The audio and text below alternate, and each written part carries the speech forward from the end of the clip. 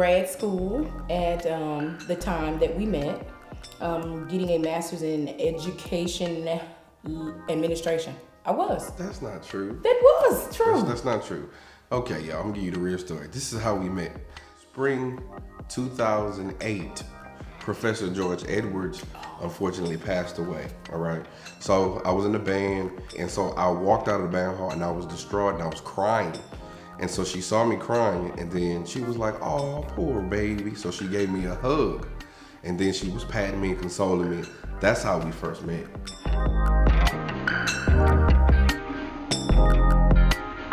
Samsung Galaxy came out, the first one.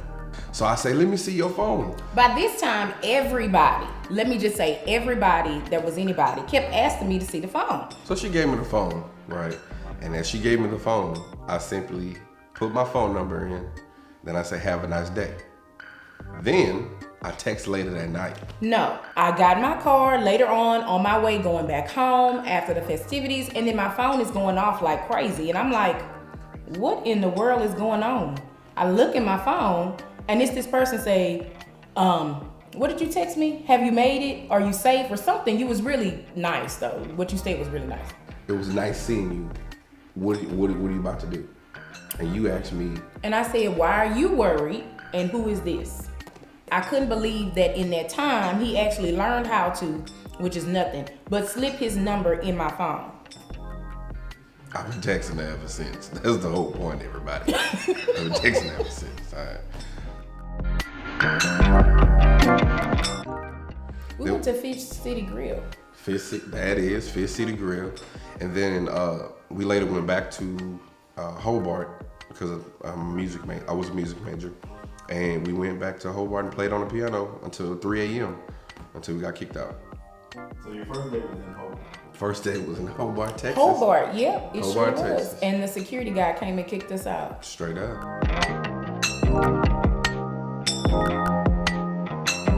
The Christmas break, I believe that was his senior year, and he went home. Of course, he's from New Orleans, and I stayed here. So I was thinking, like, I don't have my buddy. I don't have my best friend. I remember calling my girlfriend, and I said, I really miss him, to the point where I had tears coming out my eyes, and I was like, I want him to come back so we can keep playing music together. So that's kind of how I felt. And I remember right when I was telling her, he actually called and was like, hey, what you doing? And I'm thinking, I don't like you anymore. Just stop calling me. Because I didn't want to feel that way. I was really mad that I was actually falling in love, mainly because he was younger than me. And I was thinking, oh no, this cannot be happening, not to me. I was blessed to see my grandfather married for several years, and my grandmother ended up passing away. And the mindset that I took from him was, you want someone you love giving you your last drink of water.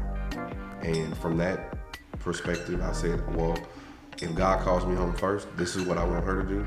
If God calls her home first, this is what I want to do for her. It was a moment where I was like, I don't want to live without her. Specifically, I just made that decision. Like, I don't want to live without her. Like, we met, and a year later we were married. Like, that's how quick it was. The door opened and slammed shut, and he said, hey, I just had a talk with God, and do you care about big weddings? Do you care about, like, all the pomp and circumstance of weddings? And I'm like, no, not really. We can use that money to buy a bigger house. And he said, well, I'm glad you said that. So I just want to know, you think you want to get married? And I was like, huh? Okay. I said, you sure you had a talk with God? And he said, yeah. I said, well, if God confirmed it, who am I to say no? At the time, like he said, he was not employed, but he took a piece of tape and he wrapped it around my finger, and he dug in his pocket, and he was looking in his pocket. I'm like, what are you doing? And he's like, oh, there it is.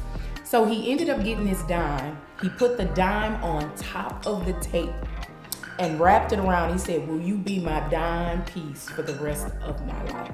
Now, that's kind of play. Somebody gonna say it's corny, but you hate it. Like, that was kind of play. Just saying. The ring wasn't important.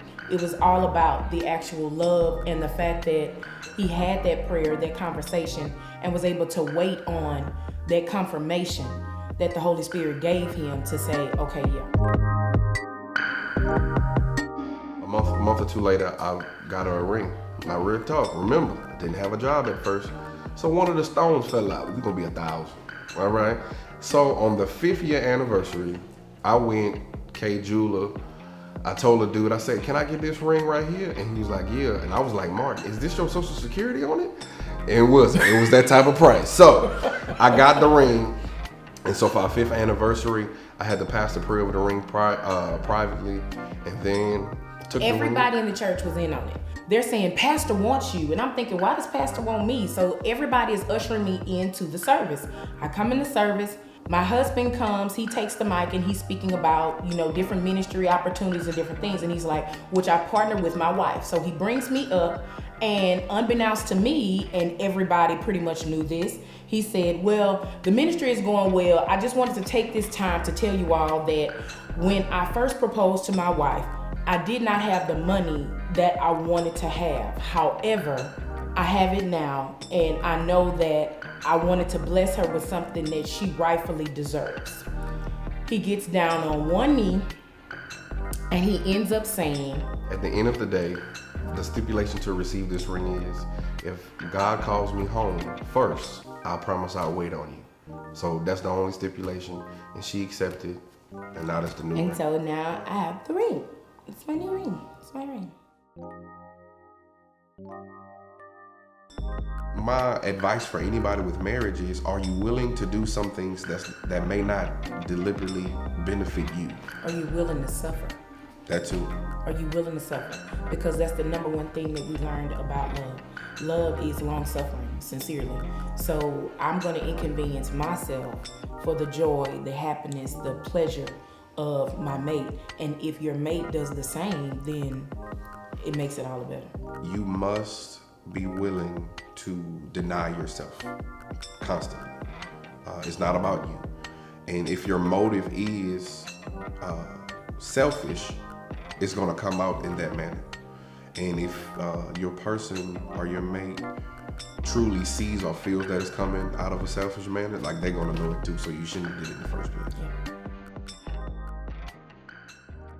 Heather, you are my harmony to God's melody. My God. I know that was tight. I don't, let me handshake on that. Woo. No, yeah, you are I'm sorry, woo. You're my harmony to God's melody that he plays. You make everything sound better, even at times where in music where you have some measures where you have dissonance, some minor chords, but with you, it always resolves and be pretty. My God. I know. Hallelujah.